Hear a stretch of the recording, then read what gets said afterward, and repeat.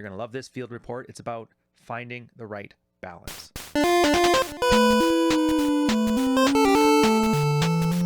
So welcome, another Mids Watch. You're going to love this field report. It's about finding the right balance. In this case, a guy is trying to understand, like, he's got his frame as best he can, at least to where he's comfortable with.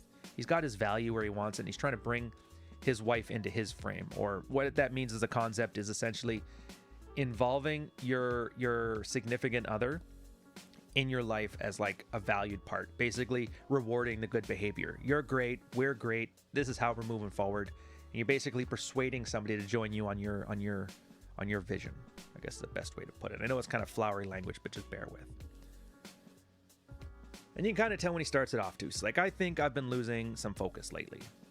Let's put this up. I think I've been losing focus lately.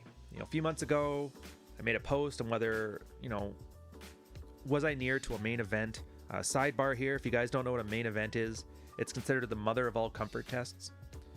So generally speaking, when you get yourself a frame, you have to go, it goes 3 tiers. The first one is you get out of your wife's frame. You stop acting codependent. You stop being, scared of her emotions. The second part is you build your own frame. You build up what you want out of life, how you react to things, your own set of mental models, what's called a deep narrative. And then the third one is bringing your wife into your frame. And that's what the main event is. And it doesn't always happen, but when it does, it's right at the cusp from you having your own frame and the girl wanting to be in your frame. And you're there. Like, a lot of guys think they have it there, but it's just shitty behavior. If you're not seeing snot bubbles, crying, hysteria, absolute, because a girl wants to be in your life. She sees you're on your up and up, your hypergamous best option, and she doesn't know how to keep you. That's the core of what a main event is. Back to his thing, though. So I may have checked out. I'm hanging around with the kids, 2 and 4, and then shortly after that, I put up a wall to the wife, who's quickly oscillated between lashing out and then crying when I won't break frame. In response to this, I got great advice from Jack, who made me see that her hamster was stuck in a maze with no way of getting out, and that I've constructed a high-quality frame of steel but will not let her inside, and that my response to her shitty comforter merry-go-round was weak at best because I didn't include my vision. Yeah, she references me, or Ryan's coming to Jesus speech. I'll tell you about that one in a bit too. So in short, she's freaking out at my increase in dread and has not giving a fuck attitude, but can't find a way to enter the vision, and I'm not giving her one either.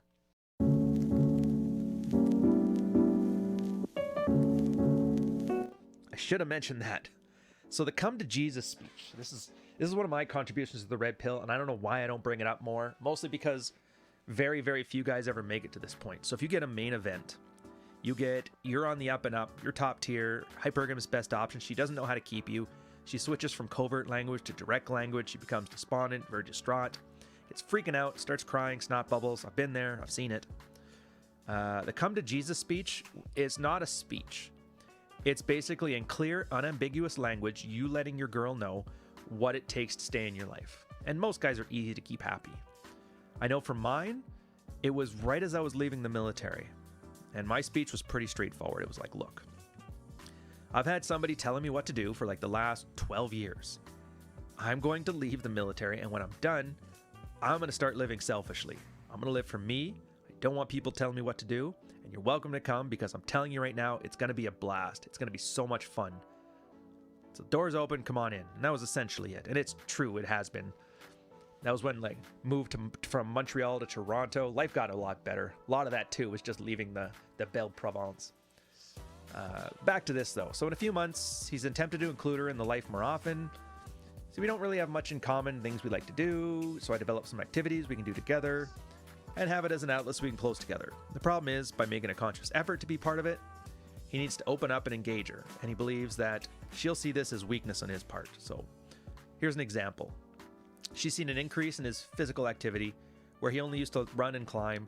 Now he's joined sports teams, he runs, he climbs, and he bikes, his lifts. All this stuff, right? And as a result, he's going to the gym and running, and she's starting to run herself and go to the gym now with him, which is great. Attempting to follow some diet plan she's paying somebody to make for her.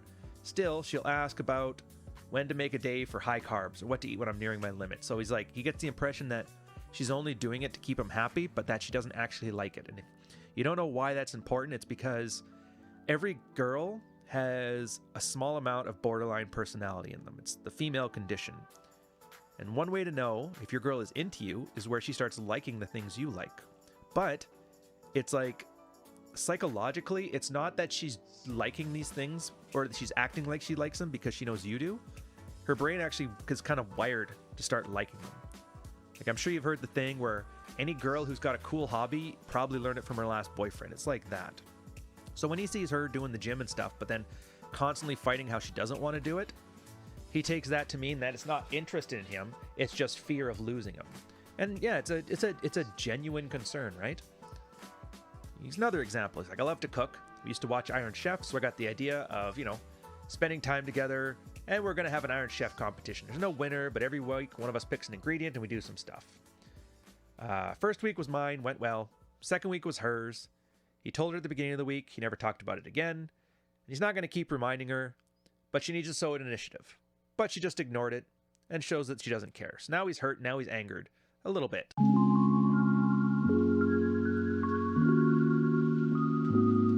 Not a lot.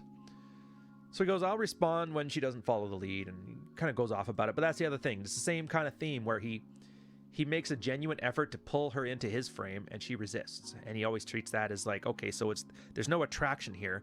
There's just a fear of losing me. And he's like, he doesn't like it. So he's like, I'm kind of in a rock and a hard place. Do I just ignore her and become despondent and, move apart slowly? Or am I doing something wrong? And he kind of pings it off the rest of us.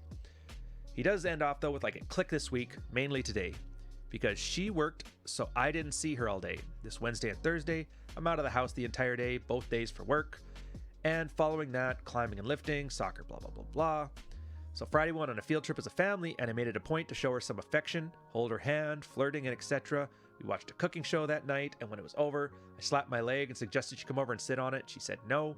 He teased her and suggested a few more times, no dice, so I think, okay. That tells me where I rank in her eyes, good to know. Then today, she's been going back and forth about her mom doing something with the kids tomorrow. I told her that was a fair tomorrow, take the kids to that. Later, she says, what time? He's like, all right, well, you figure it out with your mom then. And that's when it clicked. So he finally realized through all this rambling talk he had, he's like, you know what? You're right. It is my problem. Why am I talking to you about it? I need to take command and solve shit myself. So I guess I'm not including you in planning now. He's like, there it is.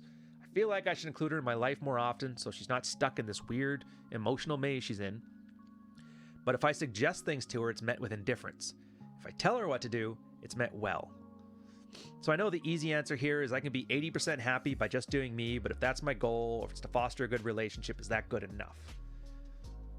And he's like, again, so you see all the concerns here. And this is the part where we'll get into a story here, which I think you're going to like. And this kind of explains it all. Jack 10 of Hearts. My best friend is a guy named Dave. I've known this guy since junior high. He's got a ping pong table in his basement. Used to play it a lot, pretty competitively. Angrily competitively. He had some shitty paddles, and eventually there was only one good paddle. His basement was also, pretty small, so since we were both right-handed, whoever was on one side of the table ended up winning every time. 95% of the time. So we ended up having a convoluted set of rules. We flipped a coin. The winner got the good paddle. The loser got the good side of the table. But then the winner of the first game got to pick his side of choice or paddle. And, he doesn't remember all the rules. But eventually, we spent more time rules lawyering than actually playing ping pong. I wrote it down to remember what I forgot I had already learned.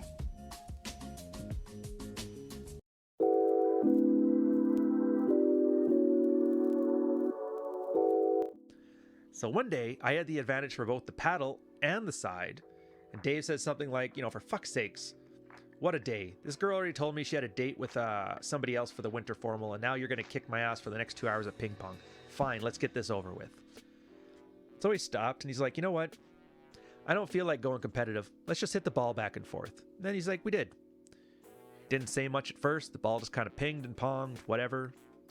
After 10 minutes, Dave's like, yeah, that girl said she already had a date. Do you think she's bullshitting me? Said it was a family friend that went to the neighbor school. And he's like, I don't know, man. Jack's like, girls say shit like that because they don't think it makes us feel bad, right? Anyways, at least that's why I think they do it. I don't know why they can't just level with us, tell us they're not interested because of how our clothes look or how dumb we are or whatever. At least then we'd know what to do and not get rejected by other girls. And then he's like, and we just talked. Ping pong was just something we did to kill the time while we talked.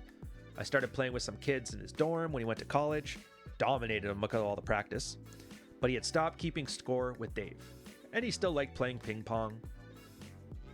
They got a pretty good canny sense of how to play while they were barely paying attention and talking to each other about, girls or driver's licenses, SATs, or whatever.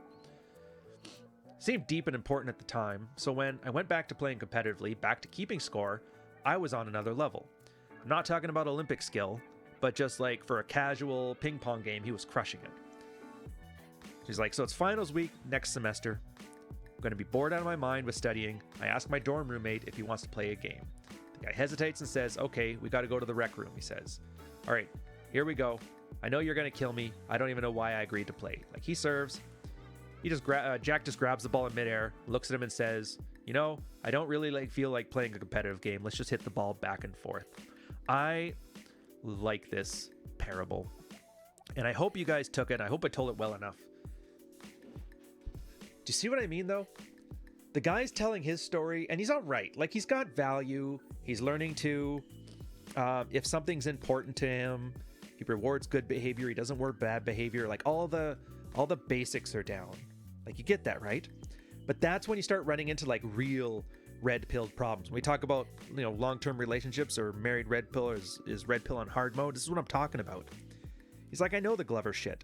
I know the Manuel Smith stuff. I know all of it. So what do I do? And he's like, that's great. And this is where we started to learn about the scoreboard. So he was always thinking like, same way as like you treating it like a game. Okay, so she respects my boundaries and I have my frame. I'm worried about a main event. She's kind of emotional because she doesn't know where she fits in my life, but she wants to, so I got to show her how. And he tries a bunch of stuff and it doesn't work. And he's like try hardy and it doesn't work. It's the same as that ping pong game. You're trying to be competitive. The one paddle will win. The one side of the table will win. These tips and tricks will get you where you want to be. And the other person kind of knows that. Like, girls aren't stupid. They're really good with experience as it comes to like relationships and shit. And so she kind of knows nothing she's ever going to do is going to put her back on top in this relationship. And she kind of resents that. It's like that same game. Well, I just know I'm losing. My husband doesn't even love me anymore, and I'm about to get stomped at ping pong for the next 2 hours. And that's what Jack is telling him here. It's like, look, stop keeping score. Stop worrying about if you get some threshold of attention and just play games. Just have fun with it. It's game. Game is a game. You know enough. You internalized it enough that you can just play. And he goes, if you start doing it and just letting your instincts ride and stop thinking about it too much and take the training wheels off, what you're going to notice is the next time you actually have to pay attention when something comes up you're not used to, you're going to see you're fucking awesome at the game. And I want to preface this. As a guy, if you're watching this and you're new and you've started on your red pill journey, this isn't for you. This is me telling you what's going to happen a year from now, 2 years from now. Once you got this shit together, once you've had a main event, once you've had a girl with snot bubbles saying she doesn't know how to keep you in her life and she's worried about losing you and you've turned into a all that stuff. This is the stuff that comes after. And when you get here, you're going to love it. And I'll be here waiting for you to laugh and high five about how stupid we all were in the past. So I'll leave you with that. Enjoy yourself. I guarantee you're going to like it. And just remember, at the end of your journey, it's not like that one old early episode, do I have to hate my wife to become red? Like, no. This is what happens. This is the end conclusion. And then once you get here and you stop trying to be competitive and you just start to play the game and hit the ball around, you're going to notice your life gets far better. So I hope you enjoyed yourself on this one. I'll catch you on the next one. Have a Merry Christmas. Cheers.